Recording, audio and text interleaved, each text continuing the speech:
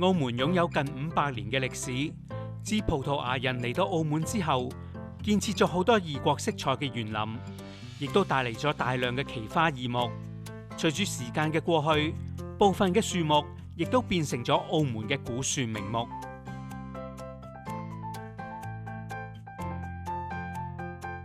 其實喺澳門嚟講咧，古樹主要係指100年以上樹齡嘅樹木啦。咁澳門其實就而家有600幾棵嘅列入咗嗰個清單嘅古樹嘅。咁所以就總體嚟講，澳門嘅古樹數目其實都相對密集咯。咁另外除咗古樹，我哋都有名木啦。咁其實古樹同名木就屬於兩個唔同嘅分類啦。咁古樹就有100歲以上，名木就可能一啲樹形奇特啦，或者有一啲特殊文化或者歷史意義嘅樹木。咁嗰啲就係我哋而家整體成個古樹名木嘅構成嘅情況咯。澳門古樹林立，品種多樣，而且唔少公園裏面更加種植咗好多百年嘅古樹名木。除咗係市民休憩嘅好去處之外，更加係動植物研究人員一個重點觀察嘅對象。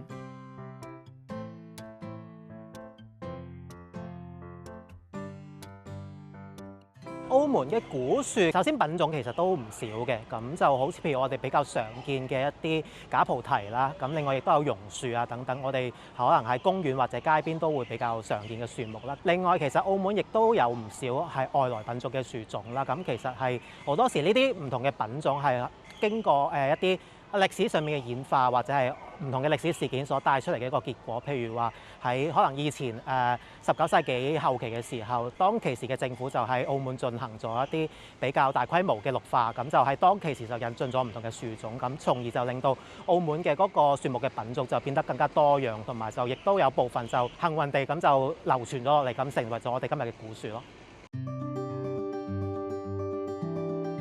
錄音婆娑探尋澳門古樹培訓課程，以理論結合外展觀察並行。呢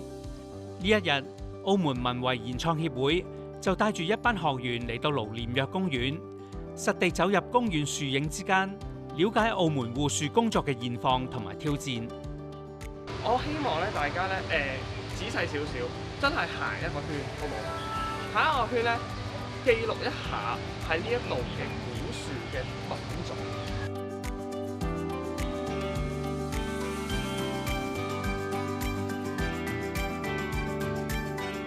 盧九公園佢本身係屬於一個私人花園啦，咁其實以前嘅業主啦，咁佢就其實真係作為一個叫做風水嘅園林，或者亦都係一個私人一個紀念屬性嘅園林為主嘅，咁佢就種咗好多佢自己喜歡嘅樹種。後期咁就亦都開放翻俾即係市民去使用等等。咁其實而家喺盧廉若公園入邊就有各類型嘅樹木嘅品種，咁比較多嘅係一啲樟樹啦、榕樹啦，咁亦都有木棉等等，我哋比較明顯會見得出嘅樹種。喺澳門嚟講，其實都比較特別嘅，佢嘅樹種就比較密集，咁就亦都有佢自己本身盧九係一個未平定嘅不動產啦，咁所以其實整體嚟講，佢屬於一個而家大眾可以享用嘅空間，咁可以就俾唔同嘅市民喺入邊有一個休憩嘅環境之餘，亦都有一個比較綠色嘅空間可以俾我哋享受咁樣。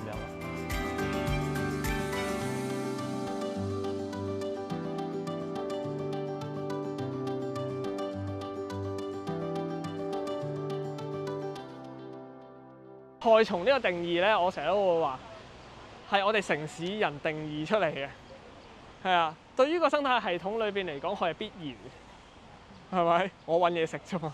首先咧，我哋文遺法本身係有一個條例係講一啲古樹名木嘅保護設施嘅。咁我哋本身協會係主要係去推廣翻有關澳門文化遺產嘅一啲保護工作啦，咁係保育情況等等。咁就藉住呢一個古樹名木嘅保護條例，咁我哋就希望可以通過翻呢個活動啦，可以帶動翻大眾去了解翻可能首先係一啲古樹保育嘅情況啦、政策啦。其實唔止古樹嘅，係植物基本嘅一啲生長嘅情況。咁就藉住可能推動翻我哋即係作為本地澳門人嘅一個公民責任，以至係提升翻相關嘅公民意識，咁就去持續咁樣推動翻可能我哋澳門本地嘅一個綠化工作，咁就令到日後無論古樹以至係一般嘅樹木都好，有一個同人同埋城市喺入邊有一個共和諧嘅一個生存環境咯。植物就好叻㗎啦，佢知道嗰個位有泥啦，佢又傷咗啦，咁嗰個位佢會做啲咩咧？就生根。OK， 係啦，生根。好啦，生夠根啦，就成支就劈佢落嚟就種落去。咁你諗下，如果咁樣種嘅樹，會唔會有個根領？唔會。我哋課程其實主要有唔同嘅部分組成嘅，咁就雖然係一個比較密集嘅課程啦，但係就整體嚟講，我哋會有一個室內嘅理論課程先啦。咁就主要係介紹翻有關頭先講嘅古樹嘅一啲基本政策啦，澳門而家樹木嘅一個生存環境嘅情況啦，管理嘅措施啦，咁就以至係可能對比翻可能唔同地方佢哋對於古樹或者係一啲有歷史意義價值嘅樹木嘅法律法規嘅對比等等啦。咁除此之外，我哋另一個比較重要嘅部分就係有關樹木護理嘅一個情況嘅。咁除咗啲理論課程之外咧，我哋其實亦都希望可以通過一啲現場觀察，譬如話我哋今日喺盧九花園入邊去睇翻，其實而目前嘅一啲樹木嘅生長環境情況係咪有利翻我哋去延續翻呢棵古樹嘅生命？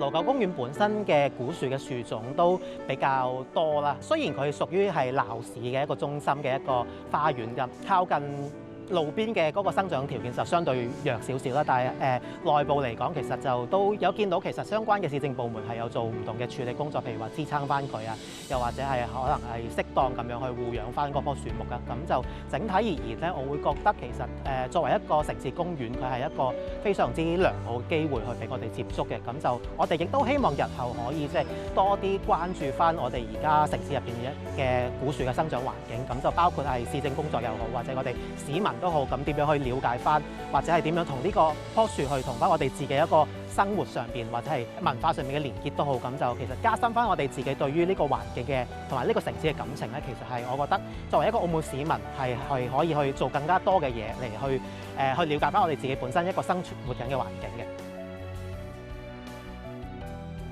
古樹名木，綠蔭婆娑。根據市政處記錄，目前澳門保留咗600多棵古樹名木。但係呢啲古樹嘅健康養護情況又係點呢？下一節翻嚟再睇。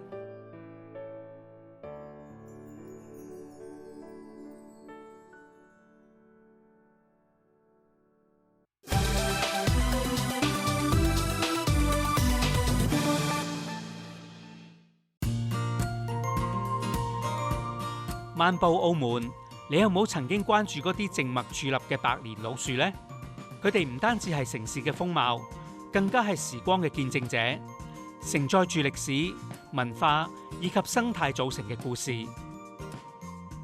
澳門而家600幾棵古樹啦，咁其實主要嚟講就係離島嘅話咧，其實多數就喺路環，以至可能有啲路環山頭9號村附近會相對數量會比較多。但係如果你講品種或者其實澳門半島呢一邊嘅話，就品種比較繁多啦，因為可能都係嗰句就唔同嘅歷史時段可能會帶嚟唔同嘅一啲外來品種嚟進行實驗培植或者栽種等等，咁就多數就集中譬如話喺我哋今日盧九公園啦、白鴿巢啦，以至係可能加斯蘭等等呢啲比較歷史長少少嘅一啲花園入邊嘅。咁另外其實墓園啦、墳場啦，或者係青洲山嗰邊其實都會相對多古樹嘅。北區咧都有一部分嘅，可能佢哋多數都係路樹等等。咁就其實呢啲其實都反映咗我哋本身一個市政綠化工作嘅歷史演變嘅過程喺度咯。綠蔭婆娑，探尋澳門古樹培訓課程，帶領學員深入唔同嘅公園，實地考察澳門古樹嘅生長情況以及生態環境嘅變化，從而對澳門古樹有更深嘅了解。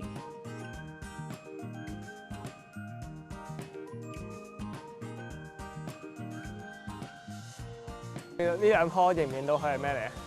嚟啊？羅漢松。哦，係啊，叻啊！家有羅漢松，一世唔會窮。呢度有2棵大嘅，真係威水㗎呢2棵。係啦，咁嗱上邊咧，你會睇到咧圍繞住咧應該係一啲嘅假菩提樹啦，再加咧有呢一個海南葡萄。咁曾經咧呢度咧都有啲病害喺度嘅。咁其實本身白鴿巢係以前葡國商人嘅一啲住宅嘅後花園啦。咁相對嚟講，佢嘅歷史都係比較悠久嘅。咁特別就係其實白鴿巢呢個地方都曾經做過英國東印度公司嘅總部啦。咁其實曾經咧呢度就亦都成為過一啲我哋叫做苗圃啊，即係種植樹木嘅一啲類似幼稚園咁嘅意思啦。咁點解會有一個苗圃喺度咧？就係因為當其時嘅英國人啦，其實佢哋會嘗試喺亞洲地方會揾一啲唔同嘅植物品種去送到翻佢哋當地可能歐洲嘅一啲植物園嗰度。咁而喺呢個過程之間咧，澳門其實係一個中轉站嚟嘅。佢哋就將可能一啲植物喺運送過去嘅途中，亦都會有部分係留咗喺白鴿巢公園入邊。咁就所以其實我哋今日會見到有部分嘅品種喺澳門嚟講係比較獨特。雖然我哋常見好多假菩提樹，但係其實佢哋本身都係喺一啲南亞地方去運過嚟去做栽種啦。咁其實另外咧以前其實呢個地方有個稱呼叫做鳳凰山㗎嘛。咁其實我哋呢度亦都會揾到啲鳳凰木嘅一個品種喺度。咁可能就係亦都係連結翻我哋呢個地方本身嘅一個歷史嘅文化意義喺後邊咯。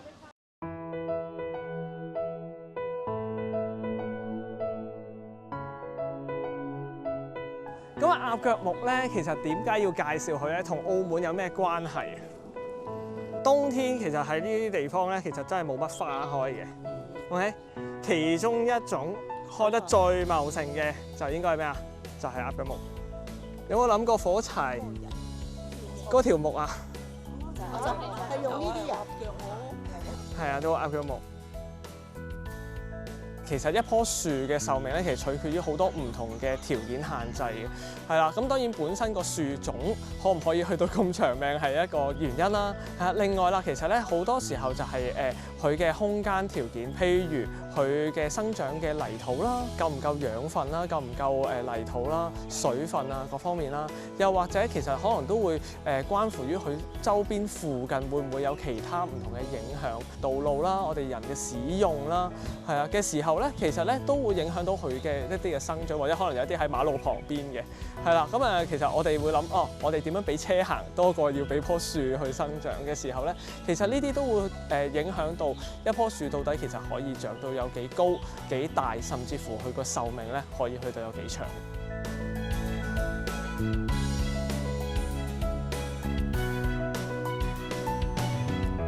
睇一睇呢棵樹發生咩事，見唔見到左手邊去到地下位置都好，都係乾嘅。係啊。右手邊係濕嘅，泥土都係濕嘅。我估計應該係有倒過水嘅，有冇問題啊？係啦，灑水嗰嚿嘢喎，係啱啱先見到喎。哦。會唔會關事咧？其實咧一棵樹要面對嘅嘢就好多啦，係啦。咁平時可能我哋諗到嘅就係澳門有好多颱風啦，係咪？咁颱風嚟到嘅時候，咁佢突然之間要承受好大嘅呢個嘅風壓啦，係啦。咁甚至乎就係大嘅暴雨，其實咧都會影響到佢突然之間佢個地方可唔可以疏到水啊？會唔會浸親啊？再嚟啦，咁其實只要喺一個大自然嘅環境裏邊嚟講，咁唔係單單只淨係得有樹木，咁亦都有其他唔同嘅生物，其實會喺棵樹上邊。咁有啲嘅生物可能都會影響到佢喎，譬如可能係佢會當棵樹係食物嚟嘅，亦都會其實會咬食佢嘅樹葉啦、樹幹啦、樹皮啦，呢啲都會有。再嚟嘅咁就可能一啲再微小一啲啦，我哋可能肉眼咧難睇一啲嘅，係啦，就係一啲真菌類嘅一啲嘅物種。一開始受呢啲真菌影響嘅時候咧，我哋肉眼係未必咁容易去見到嘅，係啊，而一啲菌絲咧已經係侵佔咗呢棵樹體裏邊㗎啦，有機會。多年嚟，相關部門陸續制定同埋更新咗古樹名木保護名錄，以及澳門古樹名木養護指引等政策，逐步完善本地古樹保育體系。然而，澳門古樹仍然面臨城市發展、氣候變化同埋生長環境等多重嘅挑戰。點樣保育古樹，成為市民同埋管理者共同關注嘅重要議題。其實我哋去睇呢一棵樹咧，其實4個部分啦，係啦，樹葉、樹枝、樹幹同樹根。咁你譬如可能見到樹葉係一啲唔應該枯萎、唔應該黃葉嘅時間，係佢突然之間黃咗喎，係啊，咁嗰個位置，會唔會其實已經可能出現咗一啲嘅事情發生咧？係啦，譬如有可能打完風之後，可能大家都會成日會見到就係啲枝條斷咗，或者甚至乎樹皮其實可能都會睇到一啲嘢嘅喎喺個樹幹上邊，無啦啦甩落嘅樹皮，其實發生緊啲咩事咧？會唔會其實已經係有菌可能侵佔咗咧？係或者樹根你都係啦，咁有啲腐爛嘅樹根啊，各方面，甚至乎我都希望咧大家可以做一樣嘢，就係見到有樹根嘅位置，千祈唔好踩上去，係啦，因為踩上去就好容易其實令到佢受傷，而令到有好多其他嘅菌啊各方面咧就入去侵佔佢。其實我哋每一日晨運，每一日工作行過，其實我哋都望緊棵樹。如果佢有一啲奇怪嘅情況嘅話咧，其實我哋普通市民咧應該係第一手資料咧，其實已經知道棵樹係有啲狀況，係啊，咁又可以通報翻俾市政署啦，話俾你聽，其實我見到棵樹好似有啲情況喎，係啦，咁嘅話咧，其實我哋可以幫到棵樹咧係做最好嘅健康嘅管理咯。其實咧，對於保育古樹嚟講咧，我覺得係我哋做教育啦、做保育啦，或者甚至乎唔同嘅植物嘅一個嘅開端啊，我會覺得係，因為古樹佢超過100年嘅歷史，佢對我哋本身人民有一個嘅連結喺度，係啊，我哋已經由細到大睇住呢棵樹，我哋有個情感喺度。除咗我哋去認識古樹嘅時候，其實我哋係認識緊樹嘅生態、植物嘅生態，佢應該要點樣嘅成長嘅環境，各方面呢啲嘢嘅時候，慢慢逐步落去咧，就係可以諗緊就係話，我哋成個澳門點樣去做綠化啦，甚至乎再延伸落去，就係講緊生物多樣性啦。因為樹木我哋知道係好多唔同生物嘅一個嘅居所，係啊，我哋點樣去從而由保育呢個樹木，而係保育緊其他嘅物種。咁所以我都希望係透過古樹嘅教育、古樹嘅推廣咧，其實做一個切入點。希望大家多啲關注我哋嘅自然環境，係啊，從而其實令到成個澳門係真係變成一個綠色嘅一個城市。呢啲古樹承載住社區嘅集體記憶，見證城市嘅變遷，有助市民同埋遊客深入了解澳門嘅自然演化同埋文化發展歷程。